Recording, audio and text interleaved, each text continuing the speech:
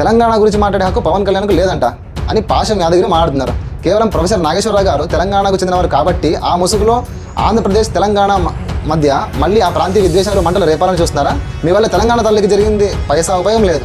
మీ ప్రాపకం కోసం, మీ ప్రేలాపనల కోసం తెలంగాణ తల్లిని నిత్యం వివాదాల్లోకి లాగి ఆ తల్లిని మానసిక క్షోభకు మీరు గురి చేస్తున్నారు. ఇంకా ఎన్నాళ్ళు తెలంగాణ తల్లి పేరు చెప్పి పబ్బం గడుపుకుంటారు? దయచేసి తెలంగాణ తల్లిని, తెలంగాణ ప్రజల పేరుని మీ స్వార్థ రాజకీయాల కోసం వాడుకోకండి. అసలు తెలంగాణ గురించి మాట్లాడే హక్కు పవన్ కళ్యాణ్కు లేదని సర్టిఫికెట్లు ఇస్తున్నారు. ఈ నకిలీ మేధావుల దవడ పగిలేలా కొన్ని ఫ్యాక్ట్స్ ఇక్కడ మనం ఖచ్చితంగా మాట్లాడుకోవాలి.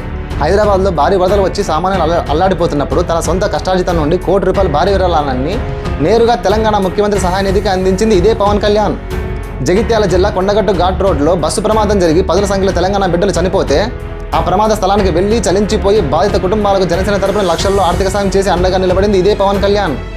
భీమ్లా నాయక్ సినిమాలో అంతరించిపోతున్న కిన్నెర వాయిద్యాన్ని బతికిస్తున్న అచ్చమైన తెలంగాణ మట్టి కళాకారుడు దర్శనం మొగలయ్య గారికి సినిమాల్లో అవకాశం ఇచ్చి ఆయన కళకు జాతీయ స్థాయిలో గుర్తింపు తెచ్చి స్వయంగా ₹2 లక్షల తన సొంత నిధుల్ని మొగలయ్య గారికి ఆర్థిక సాయం అందించింది కూడా ఇదే పవన్ కళ్యాణ్. ఆపద వచ్చినప్పుడు కోట్లు ఇచ్చి ఆదుకునే హక్కు ఉన్న పవన్ కళ్యాణ్కు, ఇక్కడ మట్టి కళాకారుల సంస్కృతిని గుండెల్లో పెట్టుకుని గౌరవించే పవన్ కళ్యాణ్కు అసలు తెలంగాణ గురించి మాట్లాడే హక్కు లేదని చెప్పడానికి మీరెవరు?